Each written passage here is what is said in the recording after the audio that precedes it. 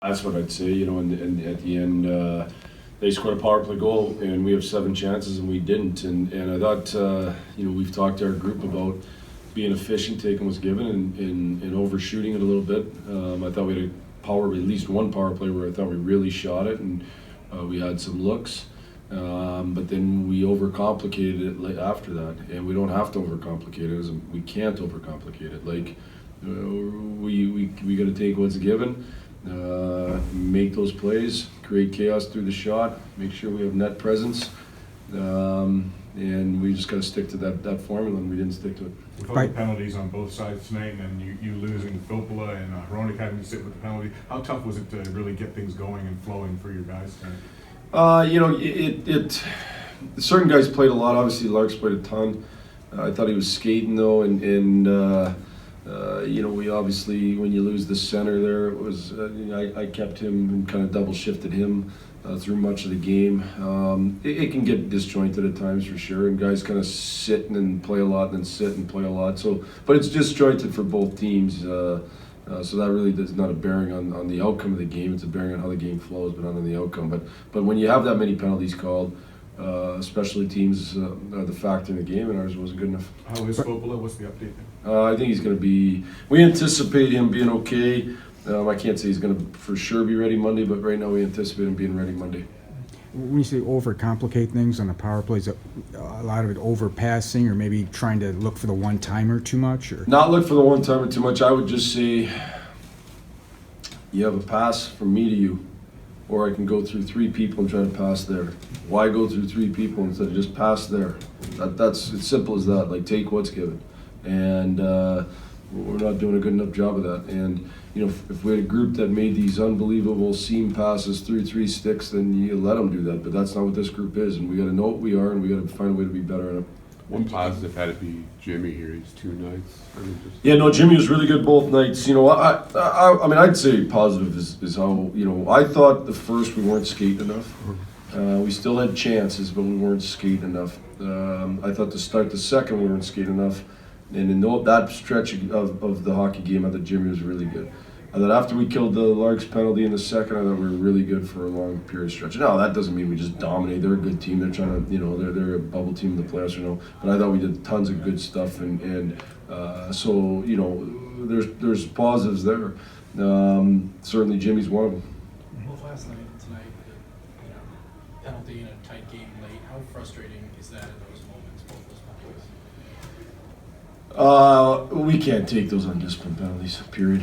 Just can't happen. And really both in the end are undisciplined, and not necessarily from guys that I expected. I'd have a question on the overtime one if there was some embellishment there. Well, I don't question. I know there was, but it's still, we went to it and took the penalty. So we can't. We just simply have to be more disciplined than the other team. You've been here for all 100 of Dylan's goals from then till now. What do you think is the biggest area he's progressed in, or the area you're most pleased in his development? Well, I'd say two areas. One is I do think his offensive skill set is gotten better because of how hard he works at it both through the season and this summer. And so I think his overall offensive skill set has gotten better for sure. Whether not just scoring, but passing and the little plays he makes with the puck and things like that. That's one area, and then the other area that's really improved is his two-way game. And there's times where he's been, one of the better two-way players in the league, and one of the, I've taken him at World Championships, played him against the very best players in the world, and he's done a real good job of matching those situations too. So, I think the important thing for Dylan is that he keeps getting better, and I think the thing that is going to allow that to happen is he knows that, and he keeps working at it. How much did losing Hronek for that 17-minute stretch hurt? And they scored a couple of goals while he was gone. And what did he say something to the referee to get that 10-minute misconduct? I'll have to go back and look at the 10. I didn't even ask the rest, but I'll go back and look at that. But losing him for 17 minutes is a hard thing for sure. And we have they've tried over the last number of years to call the instigator more. I don't think it's consistent. It's a really hard call to make. Sometimes it gets called, sometimes it doesn't. In the end, it was 2 willing combatants. But off of big hits, I know they've looked for off of big hits. If you travel distance to the person, you might get it. So, and then But that would go with the rest of it. We just got to make sure we're more disciplined. Hey Jeff, when we talked off the ice right after the game, you said this game was physical and maybe a little cheap. Well, what parts were cheap? I don't necessarily mean that in a bad way. Oh. Yeah, I didn't mean that in a bad, it was physical and there was lots of jawing and lots of little stuff behind the play and there was a lot of emotion, and I actually meant that as a positive, a little bit old school, and I'm 100% good with that, so we could have had ourselves a line brawl, it would have been even better. Just kidding. Last night was like that too. How much can games like this help a team like this kind of find itself and grow?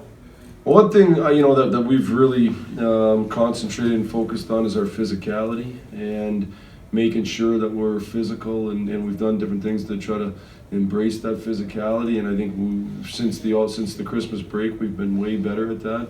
And when it's a physical game, it just draws you into the fight a little bit more, it draws the emotion into the game a little bit more both ways, and brings the temperature of the game up. And I think that's a great thing for us. We're not going to limp through and just kind of play these games. Like, we're going to fight like crazy to win every night and fight like crazy to get better every night.